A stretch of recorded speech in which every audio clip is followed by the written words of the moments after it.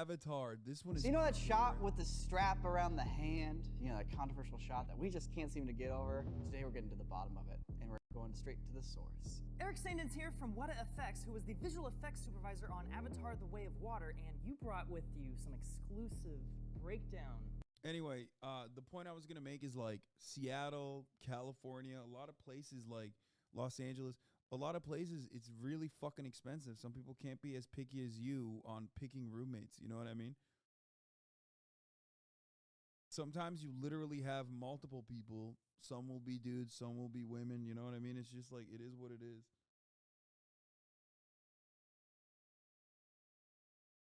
I don't know. I don't really think it's that big of a deal. Straight up. I think it's weird to make a big deal out of it.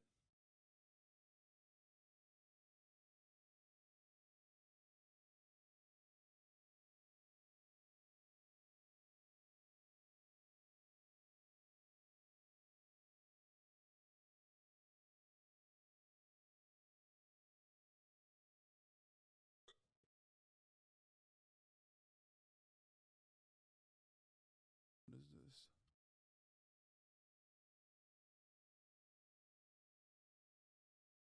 Pokemon cards pilfered and robbery. Police caution the suspect had a gun. What the fuck? Of the actual shot. Thanks to Native for sponsoring this video. Hey everyone, Jordan here, and I am super excited because today we have a very special... Hey everybody, welcome back to another episode of Visual Effects Artists React. We are here with Eric Saindon. Eric is working at Weta these days and was the visual effects supervisor on Avatar 2, The Way of Water. Eric, thanks so much for being goat. here. Hey, no worries. It's fun coming over and sitting with you guys. What kind of films have you worked on? Mostly little ones. Lord of the Rings, the original Avatar, King Kong, Hobbit movies. He's worked on every Lord of the Rings film, every Hobbit film, every Avatar film, and sprinkling a half dozen other films that are all big hitters too. You know what this guy reminds me of? This guy reminds me of that TikTok guy who's always like, holy Willikers, Batman, I'm trying out this new TikTok recipe that I just saw. That's who he reminds me of. You know what I'm talking about? That guy who always does like the recreations of like pop and TikTok recipes.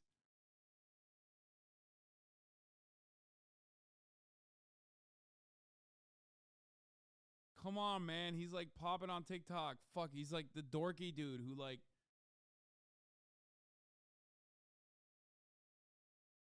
What the fuck is this VFX shit? Damascus just got hit by Israeli missiles and 5 died.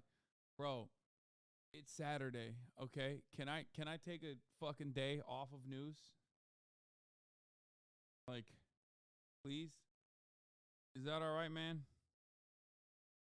Better not be making fun of Wren. I'm not.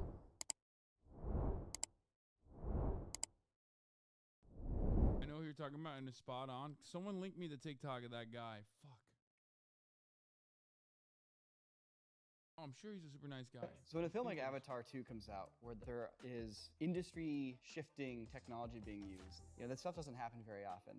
And it's just an absolute pleasure to be able to talk to one of the visual effects supervisors from the movie, to learn more about the technology, for you to share all that with us. Today, he's going to answer some questions that the internet has spent the entire last year wondering about. And I think we are finally going to put a nail in the coffin for the shot that we've all been discussing. The news don't take time off. Yeah, bro. If I was going to cover Israeli war crimes as it happened, I would have to literally just do that. I would have to quit everything else and only talk about that. It's like, you know, Israeli war crimes, American war crimes, gun violence in the United States of America, mass shootings. These are things that happen every fucking day, okay? Police brutality every fucking day. Perhaps incorrectly for a while now. There's a shot in the trailer where Jake is wrapping a strap around his hand, and we're all just like, whoa, because the water fidelity in that shot was just unlike anything we'd ever seen. This is the wettest water I've ever seen. Everything you're seeing was generated by a computer. I doubled down like 3 times. I'm like, no, this shot is 100% CG because I have like a biblical faith in the abilities of Weta effects. And I was like, oh yeah, no, that's not only possible, it's easy for them. And I said that just like out of blind faith. But then it started coming out like, oh wait, no, it's actually a little bit more complicated than that. No, not this guy. No. No, not this old-timey recipe guy. No, the guy who made like Oreo tacos and shit. Fuck. All right, now I'm gonna have to find it, dude. Christ.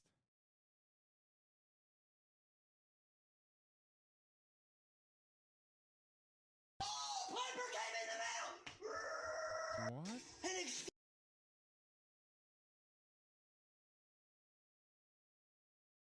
I'm so disappointed in motherfuckers whenever they send me shit like this, where it's just like, no, not that guy. It's not. Fuck. Yes, Corey B is the guy. Holy shit. Yes, this fucking guy, okay? What in the take me to the hospital taco is that? Whoa. Oh, let's make it. Ow, son of a bitch. Throw on some oil so the chocolate don't spoil, okay? Now just radiate it till you don't hate it. 30 seconds at a time. There we go. I put my hand up on your hip. When I dip, you dip, we dip. Let's go. Oh, look at that tortilla. Wow. Here we go. It's got the drip, just like your boyfriend. Oh. Yeah. Squeeze the cheese. Oh, don't stop till it plops. Make sure you make. That's what he sounds like. And that started an entire debate, and so I think it's time. Who's this for? Bro, this shit has 893,000 likes. When you say this is just on your For You page, you're talking about like tens of millions of motherfuckers For You pages. Are you kidding me? Y'all are dumb as fuck. Anyway, let's continue. Time for us to settle that debate. Let's settle this debate. Perhaps you should start with an ilu. To settle the debate, we were on stage and Jim said, I can shoot with an actor for an hour on set and I can get the action I want and we can get the water, or I can f around with you guys for 3 months trying to get the motion, trying to get the water, trying to get everything right. So he wanted to actually shoot it, which we did in a kiddie pool, a little plastic one. How deep was this pool? Was it like literally a foot deep? And we had a little buck for the elu, or the skim wing in this case. But what we did was we shot Kevin Dorman, which is one of the actors that did the most on this entire film. We painted his hand and we did the strap, and the part we kept was about here down, and the strap around his hand, and a little bit of the water in between his fingers. Everything else is CG. Oh, wow. Interesting. So not only are you here to tell us the real story, you brought with you some exclusive He does sound like that guy. Come on. breakdown of the actual shot. Yeah, I haven't watched this yet. So. We have not watched this yet. No. Oh, there it is. Wow. That's so intense. It's a lot to take in over 100 frames, isn't it? That's so much work. It's so intense. Yeah, so that's how you usually see Kevin, is in blue tights. So the paint on his arm, one of the arguments I made was that by putting paint on top of skin, you lose that sort of subsurface scattering effect, and paint just doesn't quite look like real skin would. And that was my argument against it being paint on skin. Unless you paint in the subsurface feel to it. So the thing we did was we rendered it out and we got it to look the way we wanted it with the CG arms, and we gave it to the head of the makeup, Sarah Rubano. So she actually painted in the subsurface look for the lighting for that shot so that she got the proper color, the proper reds, all that stuff. So if you come off angle, it's not going to work as well. Yeah, I was about to say, that's only for a very specific angle for that to work. Yeah, but we knew at the end. The amount of work that is put into this single shot is so fucking psychotic. God, I love movies, man. It's so stupid, but so sick at the same time. It's like an incredibly unnecessary amount of work that they put in. That's crazy. Angle was. Good point. That's so crazy. Wow, okay, that actually just blew my mind more than anything.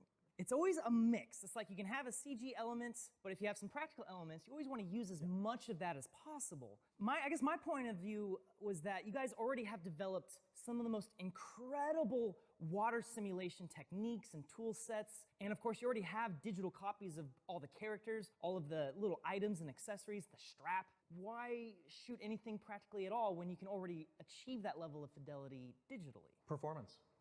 Okay. It's just performance, right? Like, because Jim wanted that performance that he could direct Kevin to do to get the straps tightening around. He wanted that. So that's really what it comes down to, especially with Jim, because he doesn't doubt that we can do whatever we want and whatever he wants us to do. But it's more about his time, right? Like, how much time is it going to take him to direct that action? But yeah, the majority of it it's really a combination for both. So everyone was right in a certain way. Interesting. Now, it's worth noting that the shot that we're looking at here is different than the shot that was in the teaser. Yeah, that's the one with the blood. So in the original edit, he actually went back to that hand and you saw the blood on the hand. And that one actually didn't make the movie. Interesting. So it wasn't that the shot got replaced. It was an actual different shot that just didn't make the final cut of the movie. Yeah, it was just a different shot. Wow. Because you can actually see, like, he goes up and then dives back into the water and he gets thrown off the skim wing, and then he, like, looks at his hand and he's got some blood there. Well, you can see that blood in the teaser shot. The shot in the teaser, is that a shot where only the hand is real and everything else is CG? Or is that something we're looking at more of a fully real shot? They're both done exactly the same. So in this one, the foreground hand, the one that's squeezing, is real. The skim wing is mostly replaced. The water is mostly replaced. Yeah, because we were looking at the detail of the water on top of the actual saddle itself, the way it was going into that thin film style, glooping onto the actual saddle in a very, very realistic way. CG. Same with even those bubbles there? Yeah. Wow. Because we had to replace the skim wing underneath. Because we had to make that an actual skim wing. Because that was what I was thinking. I was like, there's a freaking creature underneath all of that, and it's too hard to, like, match the... There's a little bit of both in there, right? Okay, it's bro, all chill. mixed. Where you can use the live action, you use it. I mean, it is even if you insanely end up impressive, but projecting it he's, back like, going onto crazy. Geometry. You guys have done the same thing. One other thing we started using on this was live depth compositing with CG and live action together as you watch it. One of the weird things we weren't expecting out of that is we also get per frame geometry. Oh, wow. So we have an exact geometry for all the action and for how everything's moving. So we can do projection from the live action plate back onto the geometry.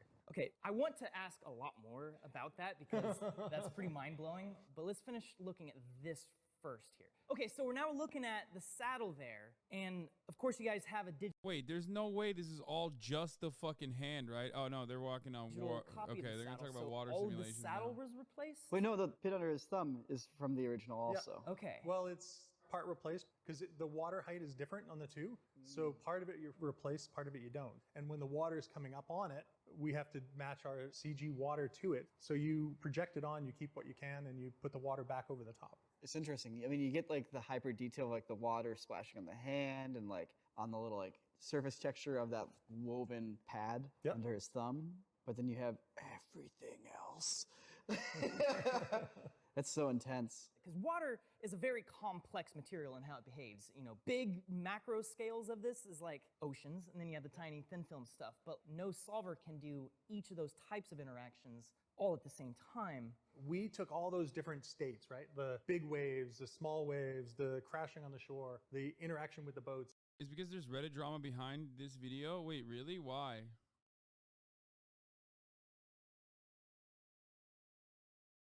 There's Reddit drama behind these? We What? taught a big system how to do that. And so it knew all the different ways to solve water and how to put it all together and how it interacts with spray and mist and like the bulk volume of it. We could simulate it all and run it all as one big pass and get all those elements for shots like this. So you do one pass for the whole thing and it gives you all the different elements, the splashes, the bubbles, all the interaction. Bubbles are a big thing, like air bubbles under the water. Is that part of the water simulation, or is that a whole different type of simulation tech? It is part of the water simulation. You see it here, right? The interaction of the creature going into the water, and it's depending on the viscosity of the water. And if the shot starts and his mouth is below the water and it moves down, you're not going to get any bubbles. So you have to make the whole mouth go above the water, come down in, pull the small diffuse bubbles and the big bubbles, and get all those interactions. You have to do a lot more thinking about the shots and what happens before the shot. Motherfuckers talking about cutting edge CGI, and meanwhile the video was running on YouTube at fucking 480p. So I couldn't even see any of the graphics. To get the right bubbles. But the bubbles are all part of the same simulation package. Yeah, because there's the one dude who's like underwater and he like blows out a bunch of air from his mouth, and it's kind of a close-up. It's just this huge like bubble shot. It's in the trailer. I just remember thinking, man, I've never been excited about bubbles since I was like 5. And here I am again. So you have this crazy water system that can do all these different things. What's an aspect of water that it still can't do? The thing we had the hardest time with was raindrops on people, because tracking a raindrop, having it hit someone's shoulder and then do a little crown splash and then drip down and interact with clothes, interact with hair and things like that. And other water droplets. And other water droplets, so it combines with other water. That's honestly the thing that we struggled with the most. We figured it out in the end, but it was one of those weird things that we weren't really accounting for. But Jim, bro, just use practical. What the fuck? People are, dude, am I crazy? Am I an old man? Like, I don't understand. It can't be that hard to do like practical effects on rain, right?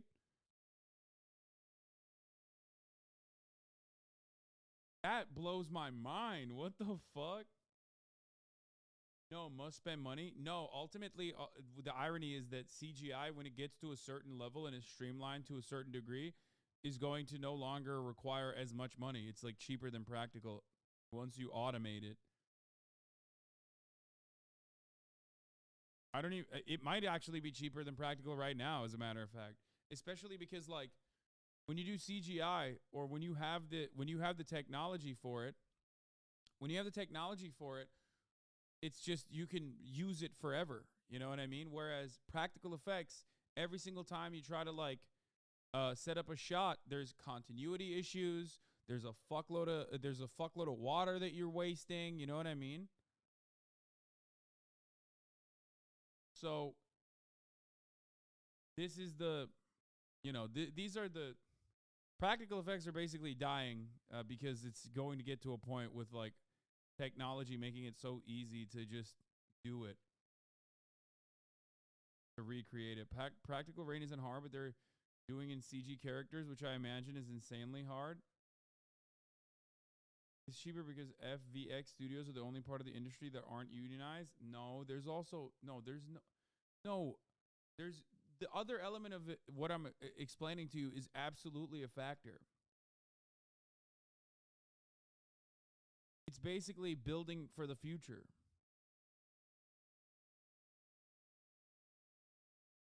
FVX.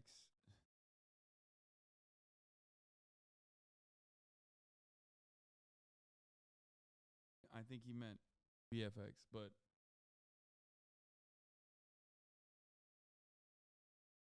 anyway, dude, there are so many components. Continuity, like I mentioned, daytime, nighttime. Are you doing it in a fucking sound stage? Are you doing it outside in the shot? There is a lot going on. I do camera VFX for a living, LED volumes, projection mapping, etc. It will save productions a ton of money as long as they can understand that they front load the production costs. Yeah, VFX is infinitely cheaper than doing it, or will become infinitely cheaper than doing it raw. Wow, this guy is so stupid sometimes. Anything to not employ people.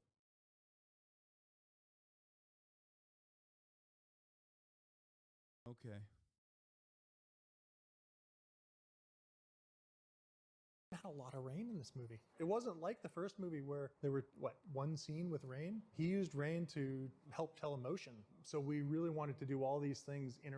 Yes, the argument for practical effects that I have heard before is that it will hold up better for longer than CGI would. Take, for example, the first T-Rex scene in Jurassic Park. CGI will always keep improving. Therefore, previous CGI effects will look outdated sooner. You are correct on that. Yes.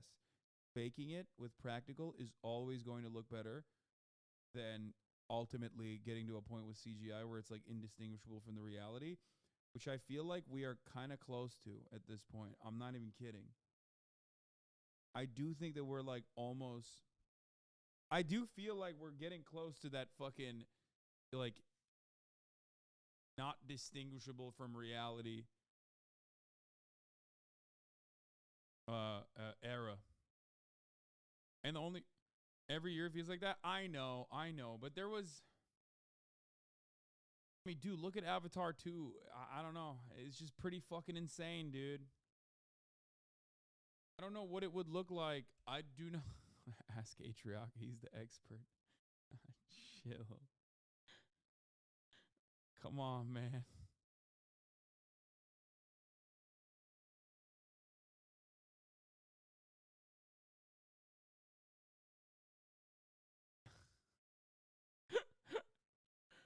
Foul is a violation. Interacting together, and like characters, you need to be able to see the hair interact with the water. You need to see the hands, the teeth, and that's what sells the water. I feel like an unsung hero in all this is the hair. Like everyone's like, water, and the water's amazing, and it's in the name of the movie, but the hair. Yeah, I mean, it's not Avatar the way of hair. Yeah, but the hair is like perfectly photoreal, and like the hair moves in the water, and moves in the air, and it gets wet, and it dries out. Like, all I'm saying is crazy things. All I'm saying is T-Rex in Jurassic Park was all CGI. Yeah, I think that's what they're saying. They're saying that the T-Rex in the Jurassic Park was shitty looking.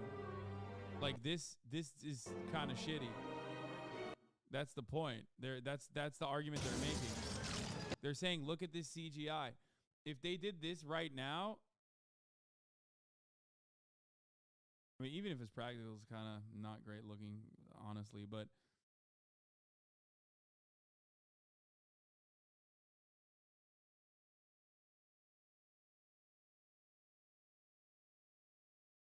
it's not all CGI, it's a mix.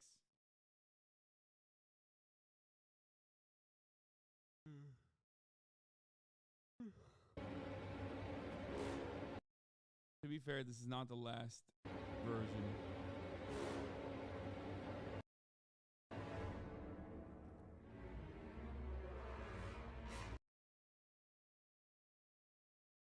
Bro, that was 1993. Oh my God. Dude, you're fucking missing the point.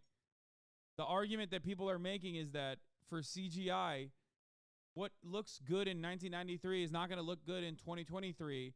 That's the point. That you're basically admitting the point that the chatters were making as far as the argument between practical versus CGI, because it doesn't hold as well. It's really good for the time. It's unimaginably good for the time, but it's never the same because effects are always better. Okay, effects always get better year over year, which my argument is like there's going to come a point where it's like pretty much photorealistic.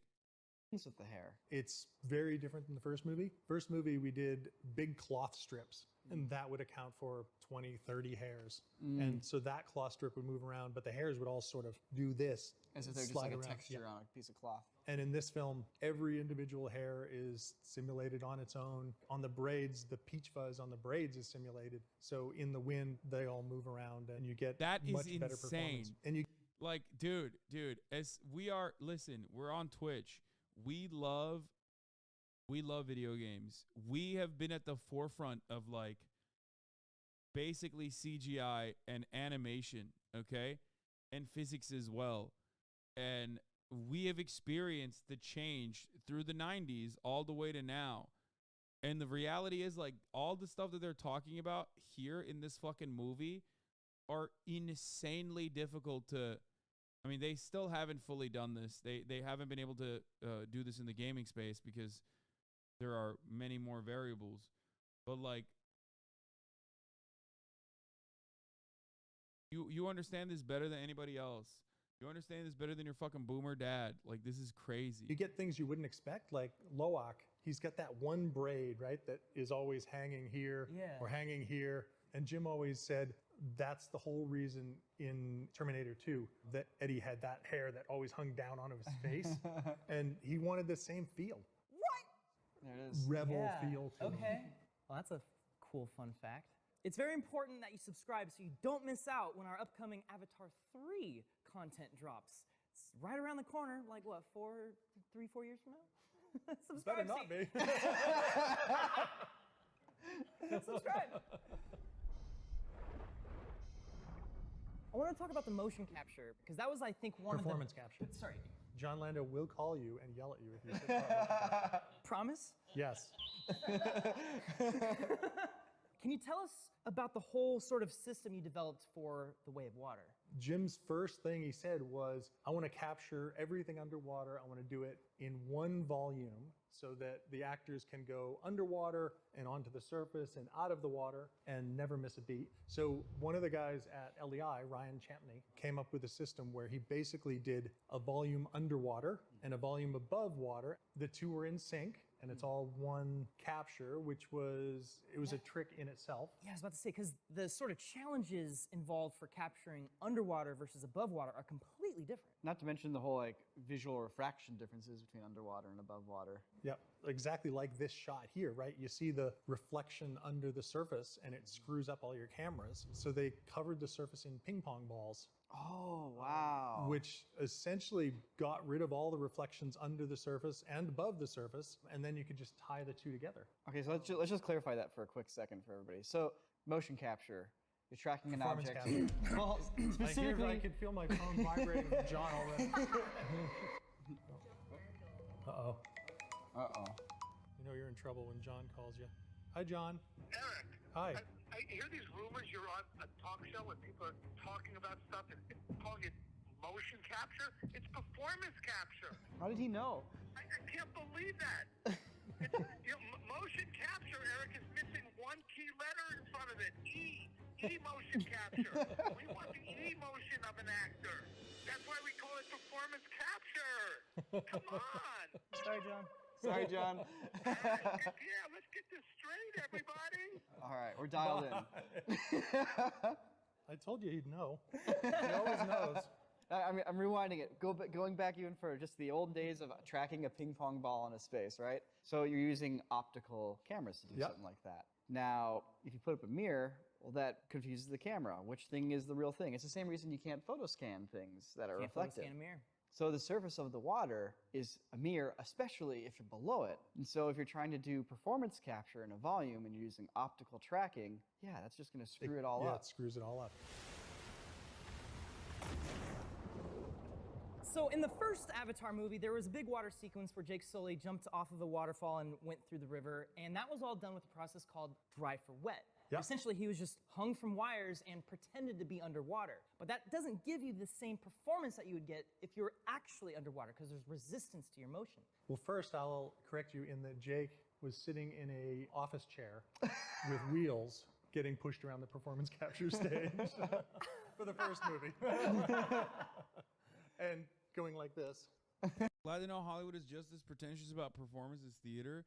I mean, dude, what they're doing is like merging science and art. It's beautiful. I think it's cool, and I don't even like nerds. You know what I mean?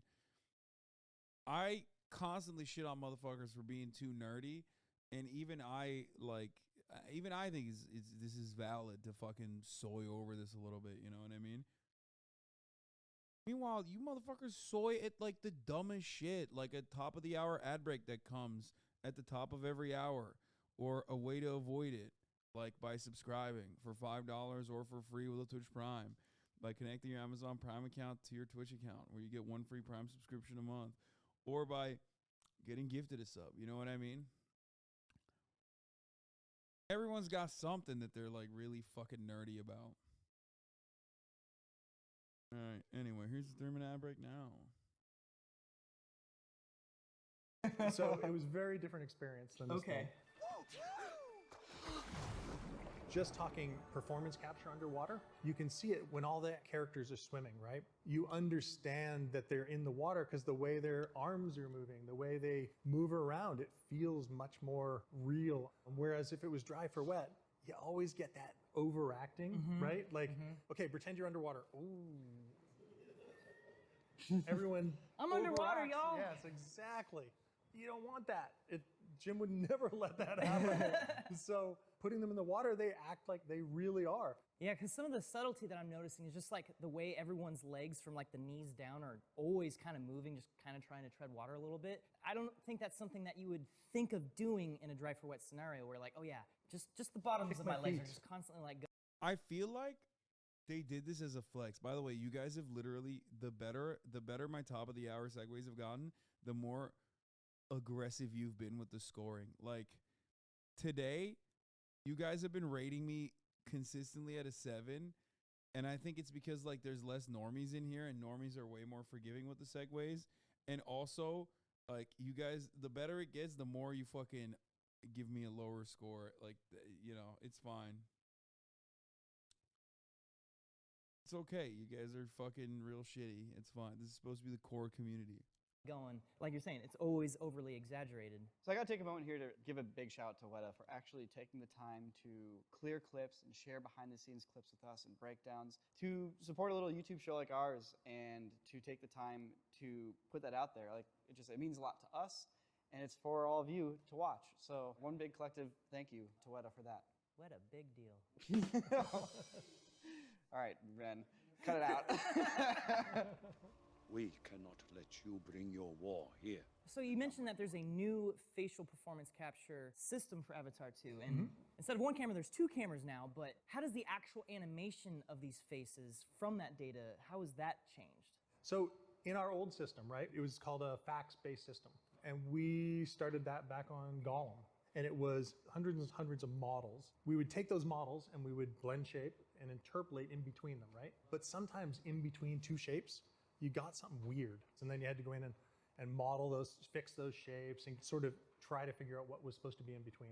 With our new system, it's using deep learning. It's sort of a neural net of different poses to know how the different shapes work together. So it figures out the muscle system and how that should react with the facial itself. So you get a much better interpolation of what the face should be doing, and it doesn't use any models anymore. So it's basically going like, okay, you want this shape? Well, here's the muscles that would Correct. fire to give you that shape. Yeah. Wow. And then from there, it's literally just simulating the motion. So they're just recreating human anatomy.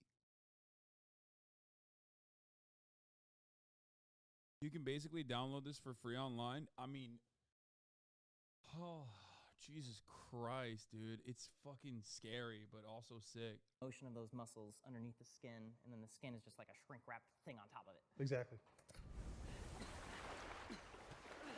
These shots are insane to me. I mean, all of it's insane, but like the ones where you have live action people in the scene. Okay, I mean, 2 things that were a flex in this movie that a lot of people just kind of glanced over. 1, the entire movie is in water.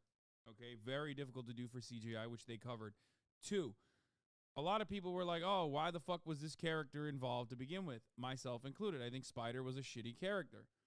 Spider was a shitty character, but was, in my opinion, and some people also brought this up in the chat, was just there to show you, again, as a flex, as a fucking flex, that they, you know, you can have a human actor and a motherfucking CGI blend so seamlessly like a goddamn tech demo. Exactly.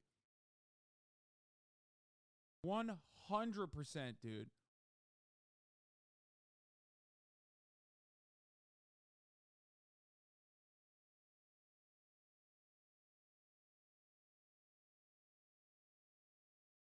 Tech Flex, is this a movie or a tech demo? I mean, is The Rock real? Is The Rock fake? Like, you know, how much of this, like, how did you do this? Well, actually, every one of these shots is a little bit different. So a lot of these shots, it's Jack on a green screen. This one is actually a digi-double. I was about to say, for a lot of these shots, Jack could very easily just be placed in it digitally, and that helps seamlessly bring stuff together, assuming the camera's not too close, right? The problem with this one is Jim actually wanted to shoot it, but the camera would have been 10 feet outside the roof of this studio we were shooting in. So we couldn't actually get the camera where it needed to be to get the shot. This one, we actually have Spider on a fake rock, pulling a 7-foot tall guy in a blue suit. He wasn't big enough, he was really skinny. So we didn't have enough volume. So what we ended up keeping was the rock and the water at the base of his feet, and some of the stuff dripping off him is real, but he's actually replaced from the waist down with CG. Wait. Wow. Really? Yeah. We kept his upper half, and we replaced his lower half with CG so that we could get the water interacting with his feet properly. That's insane. It's like a weird combination for all of them, right? Like you use what you need to use and you replace what you need to replace. Whoa. You can kind of tell, dude. Not really. I'm capping, but Place what I do feel like in that shot it seems kind of fake. you need to replace. Jack's arm is replaced here too so that we can get a better grip. So you have to have flawless 3D models and rendering going on to pull this off. Yes. Like, well, we had to have a perfect version of Jack as a CG spider. Can you describe what depth compositing is? So Jim uses simulcam, and simulcam is like live action and CG characters in the same shot. And as he moves the camera around, he can see the CG characters in the live action camera. That was like kind of the big pioneered sort of thing from the first Avatar. Yeah. Which was how he was able to like film live action style on a digital set. Like, Yeah. Now we just call it virtual production. But the downfall in the first film was if the two overlapped each other, the CG one was always going to be just over the top. You could never really put them in there properly. So in this one, we used two Basler cameras, which are just two little cameras on the side of our camera rig, and we generate depth using deep learning, and it can distinguish what is layered on top of one another, so that if Spider goes from behind Corridor to in front of Corridor, he shows up correctly. And even in the water, we could use our depth compositing to see what characters are layered in the water. Dude, chat, come on. You have to admit this is fucking bananas, dude. I mean, come on, dude.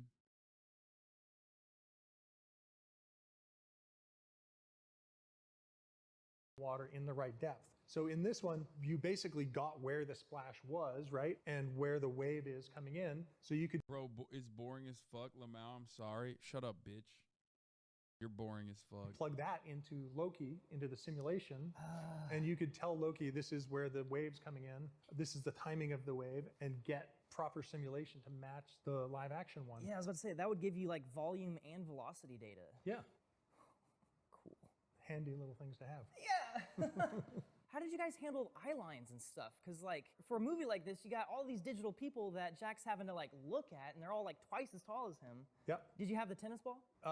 You know when you watch a NFL game, and you see that camera whizzing around above the cable stadium, cam the type cable thing. cam? Yeah, super cool. We set up a cable cam.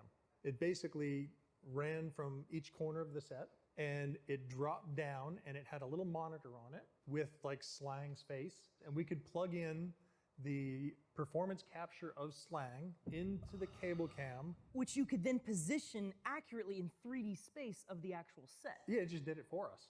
Because he acted in that same set, right? Okay, yeah. So it just floated above his head as he moved just around? moved around. So when Jack was talking to Slang, he would talk to the monitor, and he would have a proper eye line, proper timing. He could interact with it. If we needed him to shake hands with someone or touch someone, right, we could have Kevin Dorman again in a blue suit, and he could just sort of walk around and look up, see where the cable cam was, and just sort of walk under it and be at the right time. It would give him perfect timing. Did anyone ever get bonked in the head by the monitor? No, that was one of the biggest worries, to be honest. Because that's a big danger with cable cams in general. Yeah, the first few times it got set off, everyone sort of stayed really clear of it. But it was very stable, and it worked a treat. If you're enjoying this video but you haven't got enough of it, well, guess what? There's an extended version of this episode right now on CorridorDigital.com. We go into a lot more detail. How about unofficial posts? 7 years. Because if you really go back, right, like we finished the first Avatar, Jim took some time off figuring out what the next ones were going to be, and then we got back into working with him on the LEI stage and really starting to get into it. And then he started giving us test shots to start working with. So we've sort of been on and off on this for the past 7 or so years. If you guys don't win the Oscar for Best VFX, there's something wrong in the world. You never know. There's some great movies out there this year, so you just never know what happens. And I think the visual effects in this movie add to the movie, which is really what you want from it, right? Like, it's not a movie about visual effects like a lot of movies are. It's just a movie, and it happens to have a lot of visual effects. They help add to the movie. They just aren't there to just make explosions or make weird magic things happen or whatever. So what's next for you guys, right? Like, you have this crazy physics system here, and you have all these crazy pieces of technology that can drive performance. What's next? What's the next egg to crack? That's always sort of an unknown, right? Like, what's going to be the next challenge? I think we've got water sort of solved, but there's new elements to the next film, which I can't unfortunately give away too much. But there's new elements that we're going to have to figure out. Yo, people just saying like it's all visual effects. There's fuck all else. You're so silly. Oh, we solved water. That's a huge deal, man. Hair, water, how these things interact with one another. You guys are fucking video game playing Andes. Like, how the fuck do you not know that? I guess like fire and lava is gonna be pretty hard to solve too, right?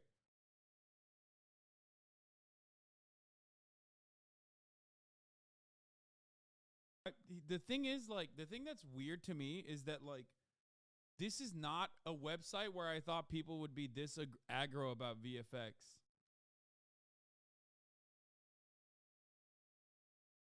Like, this annoying about VFX, like, oh, whatever.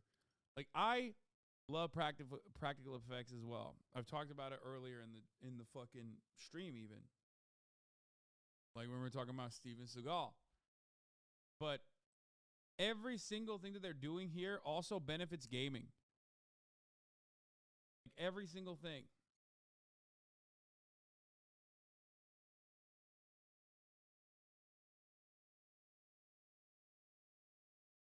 So that's why it's like strange that people are just like, pah, just VFX, dog. Who gives a fuck? It's like, what do you mean, dude?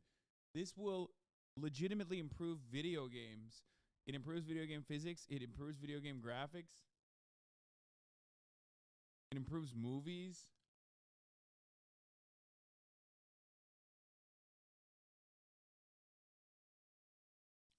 But what do I expect from motherfuckers who watched all of the Steven Seagal shit and then turned around and were like, yeah, that's the good stuff. Give me the good stuff. Fuck off with this nerdy nonsense. You know what I mean?